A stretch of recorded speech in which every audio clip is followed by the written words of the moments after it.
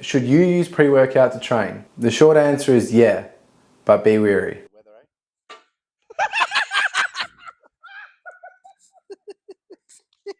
So, another episode of SJ's Yarns where I basically just yap non-stop to the camera. Someone's got to listen to me, and luckily I've got a bit of electronics to do so. But basically today we're just going to be talking about pre-workout and other types of stimuluses you can use to benefit your training and make your training more efficient. But just before I start, you can probably see I'm rocking a Denver jersey, basketball jersey.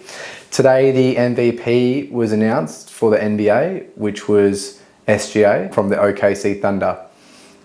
He's awesome. He's a really good player. Like, watching the dude perform his craft is just amazing. The mechanics, like the skill acquisition he has for the game, everything like that. However, I don't want to rain on his parade, but Nikola Jokic had probably statistically the best season ever in basketball history, at least in modern day NBA. Like back in the day, people like Wilt Chamberlain had some pretty good seasons where he averaged like literally 30 and 30 or more. But in the modern era, Nikola Jokic is just like insane. This year was insane. He had like a triple double with 20 points, 20 rebounds, stuff like that.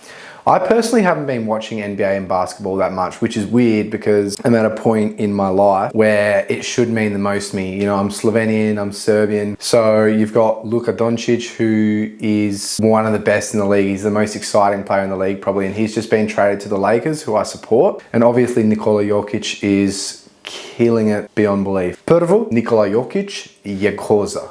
In to je to. And it's crazy that the NBA hasn't given him the MVP, but enough about that because that's not what this video is about. I'll have this timestamp, so if you want to skip this part, just head to the timestamps. Getting stuck into it, pre-workout, should you use it? My personal opinion is it depends. It's obviously context dependent. Everything's context dependent in training, health, sports science, strength and conditioning, and also in the universe. Everything in the universe is context dependent also, but I'm yapping a little bit here. So my personal opinion is within reason, yeah, you should use it. You shouldn't use it religiously, I personally believe. However, it has its place. Like, it is a great supplement, really. Supplements are made to supplement your lifestyle. So if you do really struggle to get that energy to train efficiently and good and well and be motivated to train, then you can use pre-workout to help you with that. Now, pre-workout is bigger than ever at the current moment. I'm seeing everyone use pre-workout, whether that's, you know, powdered pre-workout that they're scooping in and putting into their water, or you'll see a lot of canned pre-workout at the gyms, especially a lot of gyms like ours has a vending machine or two where you can get the pre-workouts in cans. It's looking like it's starting to become actually a bit of a problem. I'm going into the gym at like 6:30 p.m. to train a client or to train myself, 6:37, and I'm seeing kids and adults with cans of pre-workout at 7 p.m. in the evening. I realized it was really bad when I went for a run. I was doing this competition during summer,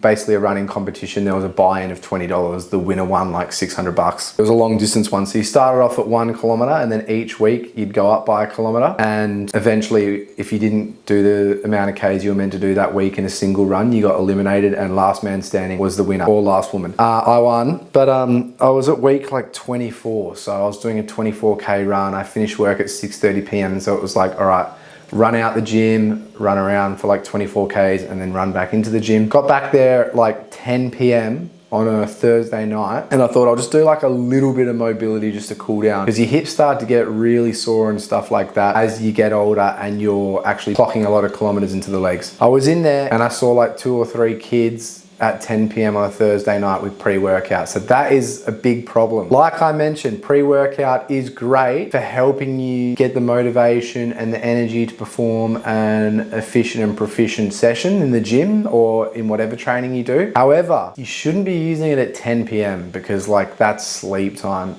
Maybe if you're a night shift worker, yeah, but I don't think these kids are night shift workers. So let's get down to the crux of it. Like, what is pre-workout?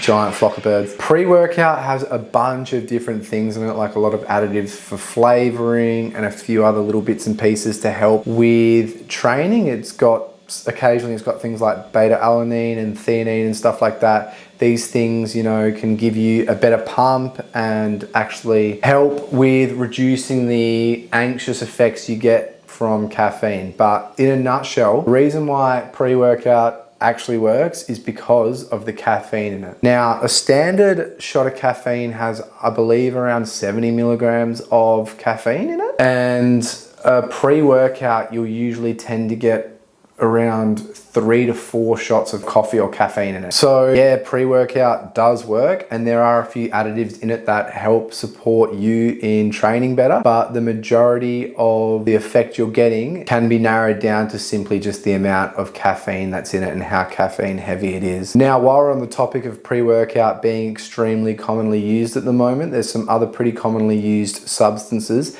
that are helping people train too. Things like coffee, which I just mentioned is caffeine, which is the main ingredient in pre-workout. People are also using things like energy drinks, which the main ingredient is caffeine as well. So you might be able to put 2 and 2 together at the moment. And also there's some other substances that people are using to help them train that are becoming pretty common and popular at the moment. Things like nicotine. So you'll get Zyn, which is basically just a pack of nicotine that you can put in your gums and in your mouth. So these are the more commonly used stimulants for training at the moment, and I think it's largely due to the popularization of basically gym bro training that you'll see on YouTube. Like, you got a lot of influencers now. Anybody can just get a camera and start like tracking their journey.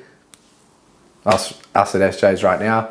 And also their gym stuff. And you've got people like Sam Sulek, which I'm not saying he does any of this, but he's probably like the leader of that real angsty kind of gym culture where people are just like showing their lives as it is, unplugged for lack of a better term, not even pretending to be something that they're not. And then so obviously you got a lot of these dudes out there and girls that are just training the house down, and they are just like smashing back pre-workout, Zyn, stuff like that. So I think that's largely why pre-workout Zyn, stuff like that are really popular at the moment. Now, there's obviously other, maybe not stimulants, but other kind of quote unquote pre-workout-y type things you can have before your sessions to help make them a little bit more efficient and better, just like pre-workout and other things do. So some basic ones are pretty much like, you know, your fast acting carbohydrates like crackers, even bread, stuff like that. Honey is a really popular natural one. Salt is a really popular natural one. And lollies as well, obviously artificial. However, they do contain a lot of sugar and they are pretty fast acting carbs. Now, I actually tend to use a bit of honey and a bit of salt if I'm ever feeling really However, all these things aren't going to do anything to you in comparison to what pre-workout would. It's simply due to just not having any caffeine in it. I mean, the honey's got, look, good natural sugar, natural fast-acting carbs, and then you've got salt, which is helping replenish that sodium, which you desperately need when you're working really hard or training really hard throughout the day, sweating a lot, and then needing to head into the gym later on in the evening to train too. And so after covering really all of that, you start to think, okay, is pre-workout fine to use? And the answer is yeah, sure, anything's fine in the right context. You got to think of pre-workout as a tool. Pre-workout is a tool you can use out of your toolbox to help you in more desperate situations where you're really tired, really fatigued, lacking motivation, stuff like that. My personal opinion, when you're in a situation like that and you don't religiously use pre-workout, there you go. There's an awesome way to utilize pre-workout. Where pre-workout can become a little bit problematic is that it can be easily abused, just like any other drug or substance. You know, like I'm talking about these kids at the gym at 10 p.m. drinking a can of pre-workout to get through their session. Like, that's probably them being dependent on pre-workout. Like, they can't perform a session in the gym without having some sort of pre-workout or some caffeine or anything like that, which is obviously just not very healthy. So yeah, just to reiterate on that, pre-workout, in my honest opinion, is a great tool. I never use pre-workout, but I myself use caffeine a lot, and it's not necessarily to train, but caffeine does help me train when I do train later in the day. Usually I try to go to the gym in the mornings and get my work done early in the morning, and then I treat myself to a little cough treat. But sometimes, you know, if it's midday and I'm obviously fatigued and really tired and struggling, it's like, okay, I can use just a shot of coffee to help me get through this next session. I am saying that I never use pre-workout simply just because I don't like it. Some people get tingles and stuff from it, which I do as well, and it's something that I'm not a huge fan of. But that's not saying that I don't utilize the key aspect of pre-workout, which is caffeine. I'd be lying if I said I never use caffeine to help me get through a session. Now, I think of energy drinks the same way as pre-workout. You can essentially switch the two, you know, and energy drinks are also highly popularized at the moment, especially the White Monster. The White Monster is like a cult thing at the moment. It's not even like a, you know, Red Bull is an energy drink. When people think of energy drinks, they think of Red Bull. People think of White Monsters as a cult. I was a little bit of a part of it just for a split second. I wasn't really, I did it for the memes and the jokes, but I did really utilize it. During that running competition that I was talking about, it would hit like 3 p.m. and I'd have to go for like a 26-kilometer run, and I was like, okay, I'm going to utilize White Monster here. And it's the exact same as pre-workout. The reason why these energy drinks work is because they've got 3 to 4 shots of coffee in them. It's not really got anything to do with any other part of the drink. And when you look at like the origins of pre-workout, you know, it didn't really, I think it started in like the 80s, and then it didn't really become popularized until say like the 2000s, or maybe even mid to later 2000s. And when pre-workout originally started, a lot of them did actually get banned for having like quote unquote banned substances in them. There were allegations a lot back in the day that pre-workouts had amphetamines in them, or, you know, chemicals like DMAA, which were closely aligned to like amphetamines. So that's obviously a no-go. But I think amphetamines give you a similar feeling, obviously at a very low dosage, as to what like the feeling you get from pre-workout is. However, now it's obviously more regulated than ever. So there's probably not a safer time to have pre-workout than now. But in a nutshell, like I said before, is pre-workout good to use? I mean, yeah, in the right context, it's good. It's certainly safe. Obviously, if you use it responsibly, you can abuse it and become highly dependent or even addicted on it to get through training. And that's the key. You don't want to become dependent on pre-workout to train. You should be able to wake up, and if you have the opportunity, just go to the gym and train with the energy you've gotten from just going to sleep. You shouldn't wake up and even if you feel somewhat refreshed, think, okay, I'm going to crack open a pre-workout now just to get through my session. If you're cracking open pre-workouts every session just to get through your sessions, then you're in a pretty bad position at that current time. Situations where that can be fine is, say, if you're deep into a cut or a bodybuilding show or whatever, and you're on like 1,600 calories a day and you're absolutely depleted. Yeah, like a low calorie pre-workout is going to be really beneficial for you. But you can also just substitute that with a couple shots of coffee, and then you don't get any of those random additives or any of the other unnecessary stuff that comes with pre-workouts. On top of that, other things you should be wary of is just the timing that you have that pre-workout, if you do have it. So I personally try not to drink coffee after about 1 p.m. So that's like my cutoff. I do have it occasionally after that, but it depends on what I'm doing the next day and what I'm doing for the remainder of that day. But the problem I'm seeing in gyms is so many kids and even adults that are just knocking back a pre-workout, like I said, at 10 p.m. at night. That isn't healthy. That is, obviously, you're probably in a bad position if you're having a pre-workout at 10 p.m. at night.